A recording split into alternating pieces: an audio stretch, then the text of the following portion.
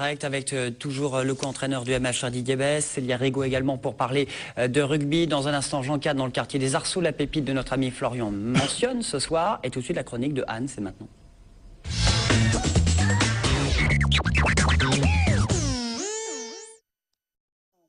Du service action du MHR. Le service action jeunesse, parce que les jeunes sont à l'honneur dans ce club, donc du MHR Montpellier Euro Rugby.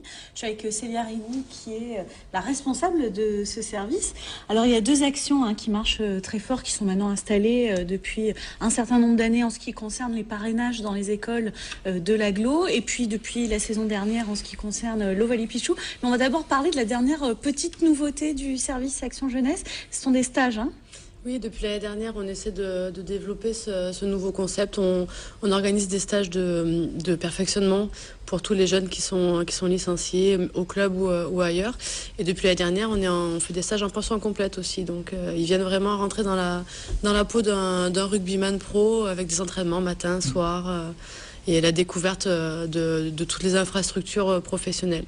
Des licenciés, mais ce ne sont pas forcément des jeunes issus du centre de formation. Non, pas du tout. C'est ouvert à tous les jeunes. La seule contrainte, on va dire, c'est d'être licencié à la Fédération française de rugby. D'accord. Parce que ce service Action Jeunesse, c'est justement pas pour les futurs Fufu et Trinduc, c'est vraiment plutôt pour juste les amoureux de l'Ovalie, quoi. Les futurs petits supporters. Oui, voilà. Notre objectif, c'est vraiment de travailler sur l'image du club, de travailler sur l'image de notre sport, de véhiculer toutes les valeurs qui ressortent du rugby, les valeurs de combativité, mais aussi d'entraide, de respect aussi. On a commencé nos actions sur des quartiers difficiles où ces valeurs sont très importantes. Oui, alors ça c'est dans les écoles de l'agglo, ça fait bien une dizaine d'années que vous faites ces parrainages. 98, les premières actions ont commencé en 98 sur le secteur de la Mosson, et depuis 2007 on s'est ouvert vraiment à toute l'agglo, on touche entre 3005 et 4000 gamins par an. Alors expliquez-nous, chaque joueur du MHR est parrain d'une classe de l'agglo. Chaque joueur du MHR est parrain d'une école de l'agglo. Oui. Donc on a 36 écoles sur l'agglo, et toutes les semaines on essaye de se déplacer dans une école avec un joueur. Il y a un échange. Là on voit les photos avec deux parrains, Benjamin Thierry et Augustine Crévy. Oui, voilà, il y a des échanges qui se font, donc pour que les jeunes se rendent compte un petit peu de ce qui se passe. Et c'est vraiment le côté un peu particulier du rugby, de proximité des joueurs. Voilà, c'est ce qu'on aime dans ce sport, donc on veut surtout pas oublier ça. Alors ça c'est le point d'orgue, la visite des joueurs dans l'école, séance de dédicace, séance de questions-réponses. Ils signent une charte. Voilà, on a une petite convention qui est signée, qui rappelle un petit peu les obligations de chacun, toujours pareil, autour du respect, énormément autour du respect. Et donc ce qu'il faut dire, c'est qu'autour de cette visite point d'orgue des joueurs dans l'école, il y a tout un cycle rugby qui est mis en place. C'est très important, les petites filles participent aussi. Ah bien sûr, les petites filles participent aussi, et on est heureuse. Elles aiment ça en plus. Elles aiment ça, et on est heureuse effectivement de leur rappeler que le rugby peut aussi se jouer au féminin. Parce que en ce qui concerne mon service, je n'ai que des filles maintenant qui interviennent. Donc oui, là on est en égalité à ce niveau-là. Alors donc c'est un cycle rugby qui est organisé dans les écoles. Tout à fait. On a des cycles de 6 séances. Voilà, donc c'est assez rapide, qui se termine par un tournoi. Donc on a environ 5 tournois à la fin de chaque cycle qui se répètent 4 fois dans l'année. D'accord. Alors on en vient à Ovalie Pichou, donc ça c'est une autre action donc du service jeunesse du MHR. Ça se passe pour les matchs qui sont à domicile, pas ceux qui sont le dimanche soir 21h comme on a eu l'année dernière, mais plutôt samedi après-midi, vendredi soir. Oui, c'est des actions qui marchent essentiellement quand on joue en après-midi, et là qui fait beau, effectivement les gens sont encore plus intéressés. Donc ça permet aux enfants, donc des spectateurs, de découvrir aussi un peu l'envers du décor, puisque on est proche du terrain, les enfants peuvent faire la haie d'honneur avant le match, voir le match, on a vu une photo il y a un instant, ça c'est super, ils attendent l'entrée des joueurs. Et à la fin du match, ils ont la chance d'aller sur la pelouse également et de faire une photo avec les joueurs. Alors que nous, on n'a pas la chance d'aller sur la pelouse. Non, mais on n'est pas accrédité pour aller sur la pelouse, mais les petits, ils ont le droit, quoi. Et donc ça, c'est un petit peu avant-après, mais en fait, c'est une prise en charge totale des enfants que vous proposez aux parents. Oui, on les prend en charge 1h30 avant le début du match, et on leur rend une demi-heure après la fin du match. Et qu'est-ce qui se passe 1h30 avant? Alors il y a aussi également un parrain, hein, il me semble. Tout à fait. Ben, on les accueille donc devant le stade. On monte en salle des trophées, donc avec une super vue sur le terrain. On peut assister à l'entraînement, à l'échauffement des joueurs à ce moment-là. Et puis un petit échange aussi de questions-réponses avec un joueur qui n'a pas la chance d'être dans le groupe pour pareil parler un petit peu de la vie du rugbyman. Vous imaginez la chance pour les petits Ils sont traités comme des VIP. Tout à fait. Petit sandwich et tout. C'est impressionnant en plus, ça des trophées. Je crois qu'il y a un portrait d'Didier Besse pour la montée, non? Il fut un temps, ouais. C'est vrai. Une photo de midi, il me semble. Ouais, on n'a pas oublié. Vous les chouchoutez dans ce club, les enfants, Didier Besse, c'est important, c'est l'avenir. Non, mais c'est vrai que je tiens quand même à tirer un coup de chapeau par rapport à tout le travail qui est effectué par le club et par cette section. C'est vrai que c'est important. Aujourd'hui, le rugby est médiatisé. C'est vrai qu'ils ont la chance de pouvoir faire accéder à un petit peu de bonheur à des gamins, toucher un peu du doigt. Et c'est vrai que ça ne sera pas forcément tous des professionnels de rugby, mais ça leur permet de rêver, de les faire rêver. Et je pense que tous les gamins en ont besoin. Toutes les infos sont sur le site internet du club, particulièrement ce qui concerne l'Ovalie Pichou. Juste un mot pour dire, Célia est une ancienne joueuse de la section féminine du MHR. Et il y avait 6 de ses camarades qui étaient sélectionnés en équipe de France pour le premier match de rugby féminin diffusé à la télé. C'était ce week-end. Donc on les félicite. Bon, elles ont perdu contre l'Angleterre, mais c'est bien, le rugby féminin commence à passer à la télé. Et ça, c'est une bonne nouvelle. Oui, c'est une belle étape. On parlera d'égalité, justement, tout à l'heure. Florian mentionne. Exactement, oui. Pour cette journée de la femme. Transition tout trouvée. Merci beaucoup. Restez avec nous, Célia, Anne. Voici le rappel des titres à la une.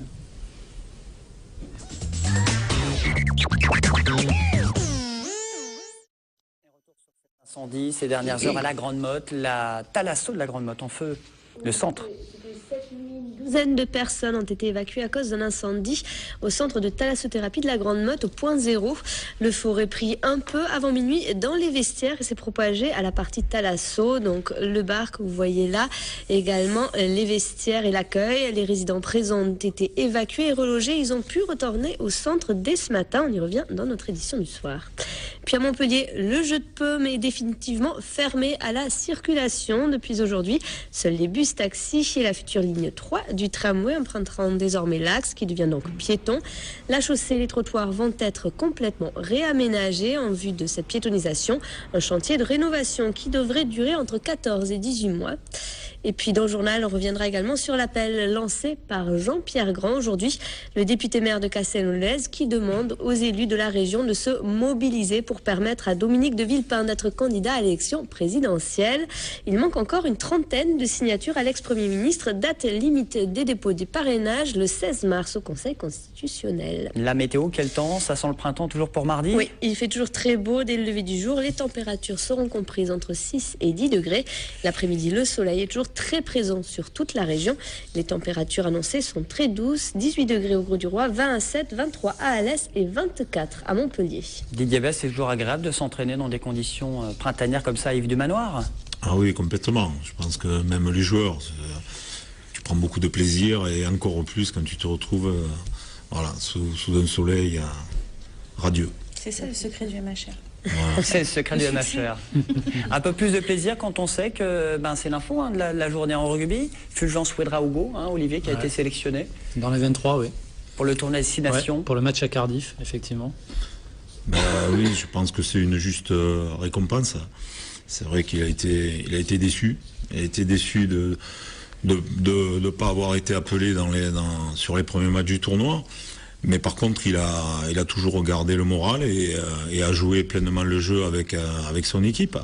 Donc pour ça, je pense que c'est une belle récompense que de lui offrir la possibilité de jouer le dernier match. On est inquiet quand on a un joueur comme ça qui s'en va en équipe de France. On est juste content pour lui ou un petit peu inquiet qu'il revienne avec une blessure quand même? C'est un peu des deux. À la fois, il ne faut pas être égoïste. Je pense que le joueur, toujours de rugby professionnel, rêve de jouer pour sa nation. Donc c'est vrai que là, voilà, c'est le risque, de toute façon. Mais bon, c'est comme ça. À la fois, si on peut pas on ne peut pas l'empêcher d'y aller, mais on le fera surtout pas. Mais bon, voilà, je pense que ça fait partie du métier. Ça fait partie du métier, et donc c'est bien pour lui. En tout cas, il est appelé au bon moment hein, pour le club du MHR. On va revenir sur ce match face à Bayonne. Hein, une belle victoire, hein, 36-27. On va regarder les images. Alors, dès la 3e minute de jeu, justement après plusieurs temps de jeu, on voit Nagusa qui s'échappe plein axe et ça va être transformé derrière, donc ça fera 7-0 très rapidement. Et puis un peu plus tard, regardez, c'est un drop de Santi Fernandez qui a été positionné à l'ouverture hein, en l'absence de François Trinduc, bien sûr, qui était avec l'équipe de France. Et puis 19-9 à la mi-temps pour Montpellier, qui a eu entre-temps des pénalités de part et d'autre. Et puis voilà, 57e minute, Alex Tulou perd fort plein axe, il est rattrapé au pied des poteaux, mais il a juste le temps de la donner à Rémi Martin. Alors Rémi Martin, l'essai est accordé, Rémi Martin, ex-bayonnais, faut le rappeler. L'essai est accordé par l'arbitre après visionnage vidéo, mais c'est pas évident sur les images, en tout cas. Bon, en tout cas, Bayonne réagit, alors là par O'Connor. Alors O'Connor, c'est incroyable ce qu'il nous fait, le 3 carrel, il s'échappe, il échappe à la vigilance de 5 voire 6 Montpelliérains. Voilà, c'est Bustos Moyano et Anqueux qui se trouvent sur ce coup-là. Voilà, ça va semer le trouble pour la fin du match. Et justement, Yoann Huget en grande forme qui tape au pied. Et puis là, Nagusa qui se fait prendre. Et Yoann Huget qui va inscrire cet essai. Voilà, Bayonne va revenir à ce moment-là à 6 longueurs. Et puis, belle passe hein, de Benoît Payogue, le demi-mêlée rentré à la place de Julien Thomas.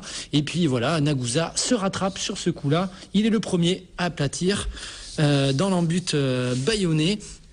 Ce qui nous fait un score final 36-27. On a vu des images de Fulgence Ouedraogo qui à ce moment-là ne savait pas qu'il était présélectionné, sélectionné avec l'équipe de France. Alors c'est une victoire avec panache, mais en même temps vous êtes fait peur hein, quand même. Hein. Oui, je pense qu'on a alterné le chaud et le froid. C'est vrai qu'on avait la possibilité à un moment donné du match de le tuer.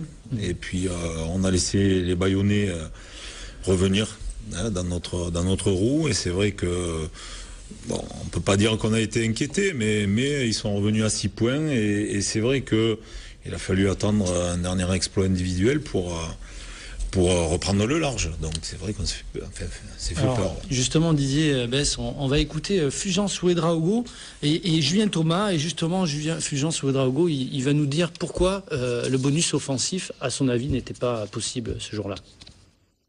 Vu le contenu du match, vu notre production, c'était dur aujourd'hui d'avoir le bonus offensif. On n'a pas été constant pendant 80 minutes. On a réussi des belles actions, mais derrière on s'est trop relâché, on leur a donné des points trop facilement et du coup ce bonus était trop compliqué à atteindre aujourd'hui. On avait à cœur de produire un peu plus de jeu que ces derniers temps. Tout n'a pas été parfait, c'est sûr. Je pense que les Bayonnais ont bien joué leur carte à fond, mais maintenant, même s'ils avaient un jeu parfois un peu désorganisé par les actions individuelles, ils nous ont mis à mal. Voilà, c'est ces points-là qu'il va falloir régler si on veut être un peu plus constant jusqu'à la fin de saison. Mais bon, content quand même de cette victoire parce que ça nous permet de rester en haut, quoi. Et au classement, à MHR en grande forme, au pied du podium. Voilà, au pied du podium. On va regarder d'abord les résultats. Hein. Racing Métro l'emporte petitement, on va dire, hein, face à Bordeaux avec un essai dans les derniers instants du match. On peut le contester, hein. Enfin bref, on va pas revenir là-dessus. Toulouse, superbe match hein, des Castrés à Toulouse, hein. C'est votre prochain adversaire, Castres, dans 15 jours. Ça va être très très dur là-bas à Castres. En plus, on se souvient du fameux barrage hein, de l'an dernier, victoire 18-17. Je pense qu'ils s'en souviennent. Ils vous attendent là. Voilà. Et puis Perpignan face à Toulon, hein. Une grosse équipe de Toulon, 22 partout. Ouais. Et puis au classement, ce qui nous donne Montpellier, 4e avec 52 points, un petit point d'avance sur Castres, c'est très important. Toulouse, toujours devant Clermont et Toulon. C'était important d'envoyer du jeu, justement, comme l'a dit Julien Thomas, Didier, après cette défaite à Toulon, où vous n'aviez pas produit de jeu face à cette armada toulonnaise, comme on dit, très impressionnante. Après, je pense qu'à Toulon, c'était le contexte qui le permettait pas. C'était un match très très très engagé, même presque à la limite, mais c'était c'était pas le bon contexte. Après, c'est vrai que Bayonne est une équipe joueuse. Et ils avaient prouvé le week-end d'avant au Racing sur un essai litigieux du Racing encore qui se font voler le match. Nous, on était avertis. Maintenant, nous, il était important aussi de remettre du volume du jeu. Sur les bases aussi. Voilà, parce sur que les bases. La conquête a un peu failli à Toulon. La conquête, oui, elle a alterné, pareil. Elle a eu une bonne mi-temps et une mauvaise mi-temps. Là, c'est vrai qu'on a été beaucoup plus constant. On a mis les Bayonnais à mal devant, notamment sur la deuxième mi-temps aussi sur des ballons portés qui ont été dévastateurs pour eux puisqu'ils ont pris quelques pénalités. Donc c'est vrai qu'on avait envie de mettre du contenu dans ce match, quoi. Bon, bah alors Montpellier peut rêver d'une place européenne encore en H-Cup pour conclure. Faut faire attention. Il reste 7 matchs. 6 matchs. On prend les matchs les uns après les autres. 6 matchs, 3 matchs à domicile, 3 matchs à l'extérieur. Voilà. Mais avec un dernier match à domicile face à Biarritz et 2 déplacements difficiles à Clermont et à Toulouse. Clermont, Toulouse, donc voilà, c'est pas. Il y a Castres, faut pas oublier. Donc voilà, non, je pense que jusqu'à la fin, ça va être très dur. Très dur. Il y a de bonnes équipes, il y a des gros clubs qui jouent encore le maintien. Donc, qui dit gros clubs, ils sont capables de nous sortir des matchs très difficiles à la maison à jouer. Donc voilà, à nous d'être vigilants et de suivre notre bonhomme de chemin. Merci Didier. Voilà pour la suite du championnat de France de top 14 dans 15 jours contre l'équipe de Castres. Et puis en attendant, on suivra également le match du tournoi Destination ce week-end avec Fufu et François Trinduc. On vous remercie, merci à tous. Merci Didier Besse d'être venu sur ce plateau. Merci également Célia du service animation atelier jeunesse. Action jeunesse du MHR, le club de rugby de Montpellier. On se retrouve dans un instant avec La Pépite et Jean Cannes. À tout de suite.